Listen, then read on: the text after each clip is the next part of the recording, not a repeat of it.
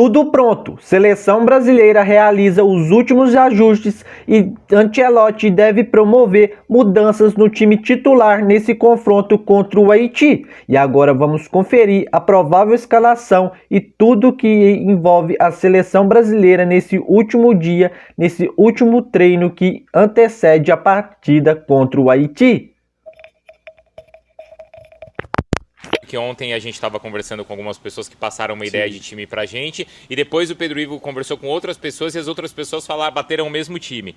Eu também conversei bastante com o outras. Pedro Ivo sobre isso, e o que eu cheguei, conclusão de time, são 3 mudanças. Então vamos lá. Eu estava no meio da escalação. Começou escalando. Com a Alisson, Danilo, Marquinhos, Magalhães e Douglas Santos. Perfeito.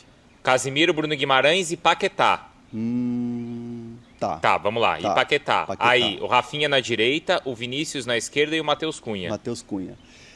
A dúvida que me passaram que foi trabalhado uma delas em relação a esse time. Paquetá, Luiz Henrique. Para você dar uma dinâmica a mais e serem 4 jogadores lá na frente. Mas o Paquetá pode fazer isso. A gente viu que no primeiro jogo ele ia para o lado do campo e acabou que deu uma desconectada ali naquela função de fazer 4 jogadores. O Luiz Henrique deu mais dinâmica. Então, assim, foi trabalhado? Foi trabalhado. Está sacramentado? Ainda não. Mas, assim, o que eu tenho de informação que se aproxima dessa escalação são essas 3 mudanças. Mas não me surpreenderia se o Ancelotti... O Danilo no Ibanez, Luiz Henrique Paquetá e o Cunha no Igor Thiago. Mas, assim, não me surpreenderia, Zinho, Bruno e amigos e tal, se fosse só 2 mudanças. A manutenção do Danilo e Cunha no Igor Thiago. E aí mantém o Paquetá no time. Entendi. São possibilidades, tendências e tudo mais. Foi mais ou menos o que a gente estava aqui desenhando, né? Isso. Que na coletiva... E acredito que essa função com 4 atacantes, esse esquema em que o Ancelotti usou mais desde que chegou no comando da seleção, pode ser o melhor esquema para atuar nesse confronto contra o Haiti, já que a tendência é o Brasil ser a equipe dominante na partida, que deve ter mais a bola e deverá fazer um jogo mais propositivo. Acredito que ter esses 4 atacantes pode ser o crucial para vencer essa partida. 4 jogadores que vão para cima da zaga adversária e pode confundir o sistema defensivo do Haiti, que deve ficar muito bem resguardado no sistema defensivo. Já o Danilo também acredito que é uma boa mudança, já que o Ibanez também não demonstrou na partida contra o Marrocos dar muita segurança defensivamente e muito menos ofensivamente, e o Danilo, por conhecer mais a posição, é um jogador que passa um pouco mais de confiança, mesmo não estando em alto nível no Flamengo nem na seleção. Mas acredito que esse esquema com 4 atacantes é a melhor opção possível nesse confronto contra o Haiti, e também fazeria algumas alterações no meio de campo em relação ao Casemiro, que não atuou muito bem, mas também entendo o Ancelotti mantê-lo para dar confiança ao atleta. O Danilo fala de 70% a 80% de um time base titular e que, dependendo do jogo, o treinador tem essas 20% a 30% de mudança na equipe, e a gente tinha dúvida, vai começar o Paquetá ou o Luiz Henrique, né? E se a gente pegar e fizer um exercício aqui, obviamente a gente vai estar fazendo aqui uma observação que não pode não ser real. Se ele falou 70% a 80%, se a gente colocar os jogadores de linha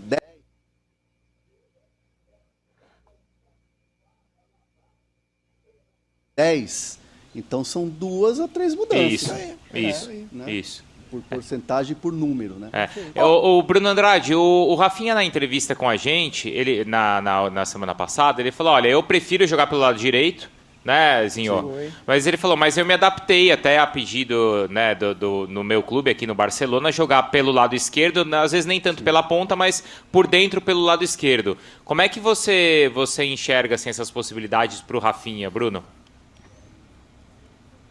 O Rafinha, em Portugal, e no começo dele no futebol inglês, ele jogou muitas vezes aberto pela direita. Era quase que a posição de origem dele. É bem verdade que nos últimos jogos, enfim, até por conta da relação espetacular que ele tem com o Hans Flick, aliás, ele disse por diversas vezes que a permanência dele no Barcelona, mesmo contra a maré, remando contra a maré, muita gente do clube discutia a situação dele, o Hans Flick segurou.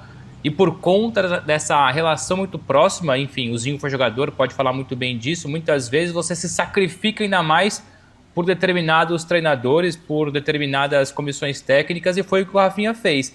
Então, ele no Barcelona, ele é quase que exclusivamente à esquerda, muitas vezes também partindo do meio para a esquerda ou da esquerda para o meio, poucas vezes jogou pelo lado direito, mas o Rafinha é um polivalente no ataque. Ele pode jogar um pouco mais aberto à direita, mais aberto à esquerda. Se você jogar à direita e dar liberdade para o Vinícius Júnior, porque o Vinícius é muito mais forte à esquerda do que à direita. E o Rafinha pode ajudá-lo à direita. Então, nesse momento, o Ancelotti não tem lá uma grande dor de cabeça. A dor de cabeça maior, na minha concepção e na concepção de todos vocês, é em relação ao ponta de lança, ao centroavante, ou falso 9, se o Igor Thiago sai para entrar o Matheus Cunha, ou se muda alguma coisa a mais, mas o papel do Rafinha, todo treinador gostaria de ter um jogador como o Rafinha à disposição, porque ele pode cumprir em várias funções, mas respondendo diretamente a sua pergunta, o esquema dele no Barcelona foi quase sempre à esquerda nos últimos jogos, pelo menos nos últimos meses. Shopee, pra vibrar, busca na Shopee, pra juntar, na Shopee, compra jogar.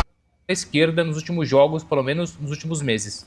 E aí ele encontrou um bom entrosamento, né? Porque quem fica pela direita é o Yamal. Também. Isso.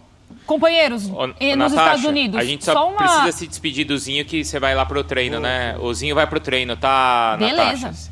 Fechou. Se bobear, ele pega uma vaga lá também. Só uma última com o Zinho aqui, porque é o seguinte, o Carlo Ancelotti, se de repente ele mantiver o time com apenas uma mudança, duas mudanças, é assim, a gente está falando de um treinador um pouco mais, não vou usar teimoso, porque eu não gosto disso. Metódico? Eu vou dizer conservador? Assim, conservador, acho que talvez seria o melhor termo para isso, né? Estaria certo ele mostrando para o grupo que tem um time base e que ele não abre mão de jogador, não é porque o Igor Thiago foi pichotado no primeiro jogo é que ele vai abrir mão do jogador e o jogador de repente Casemiro perdeu também, o cara. né? Não, eu acho que assim, ele tem que ter as convicções dele, mas tem que ser um cara que esteja aberto a ouvir os atletas.